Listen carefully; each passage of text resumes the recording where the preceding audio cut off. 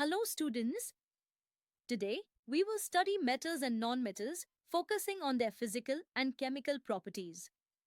By the end of this class, you will be able to clearly compare them with examples and applications. Elements are classified into three groups: metals, nonmetals, and metalloids.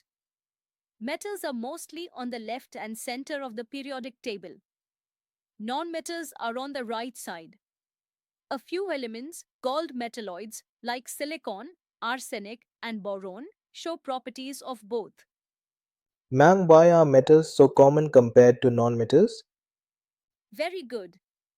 More than 75% of elements in the periodic table are metals. This is because metallic bonding is more stable for most atoms. Metals are lustrous, meaning shiny. Gold and silver have been used in jewelry for thousands of years due to their shine. Even aluminium utensils shine when polished. Metals are malleable, which means they can be hammered into thin sheets.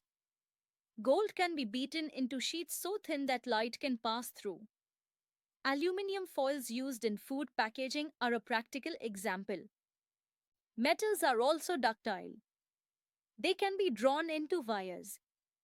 Copper wires are used in electrical wiring. Aluminium wires are used in power transmission because they are lighter. Ma'am, is ductility useful only in electricity? Not at all. Ductility is also used in making safety pins, springs, and musical instrument strings. Metals are excellent conductors of heat and electricity. Silver and copper are the best conductors. That is why cooking utensils, electrical wires, and computer circuits often use metals. Metals are usually strong, dense, and hard. Iron and steel are used in construction because of their strength. Most metals also have high melting and boiling points. Exceptions: sodium and potassium are soft, and gallium melts in your hand. Metals are sonorous. They make a ringing sound when struck. That is why temple bells and musical instruments are made of bronze or brass. Non-metals are quite different. They are dull, except iodine. They are brittle and break easily. They are poor conductors, except graphite. They usually have low melting and boiling points. They exist in all states. Oxygen and nitrogen are gases, sulfur is solid, and bromine is liquid. Ma'am, can you give an everyday example of non-metals? Of course, the oxygen you breathe is a nonmetal. The matchstick tip has phosphorus, another nonmetal. Metals react with oxygen to form metal oxides, which are mostly basic. For example, 4Na plus O2 gives to Na2O. Aluminium oxide is amphoteric. It reacts with both acids and bases. Metals also react with water. Sodium reacts vigorously, producing hydrogen gas. Magnesium reacts slowly with hot water. Metals like gold and platinum do not react at all. Metals react with acids to produce hydrogen gas. Example: Zn plus to HCl gives ZnCl2 plus H2. Ma'am, is hydrogen always produced? Yes, except when metals like copper, silver, or gold are used. They are less reactive than hydrogen and do not react with acids. In a displacement reaction, a more reactive metal displaces a less reactive metal. Example: Fe plus CuSO4 gives FeSO4 plus copper. This is the basis of the reactivity series of metals. Nonmetals form acidic oxides. Example: carbon plus oxygen gives carbon dioxide, which dissolves in water to form carbonic acid.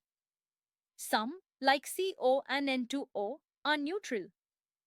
Nonmetals usually do not react with water or dilute acids. That is why sulfur and phosphorus can be stored safely. Some nonmetals react with bases.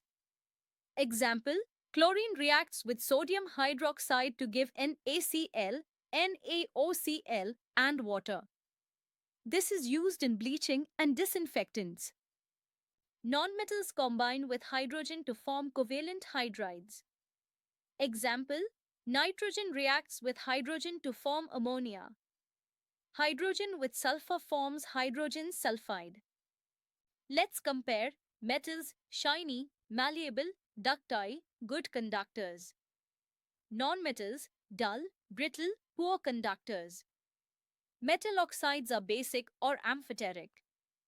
Non-metal oxides are acidic or neutral. Ma'am, is there any element with mixed behavior? Yes, such elements are metalloids. Silicon conducts electricity like a metal but is brittle like a non-metal. Metals are used everywhere. Iron and steel in buildings, bridges, and railways. Copper and aluminium in electrical wiring. Silver and gold in ornaments. Titanium and alloys in aircraft. Non-metals are equally important. Oxygen for respiration. Nitrogen in fertilizers. Sulfur in medicines and fireworks. Carbon in fuels and steel making.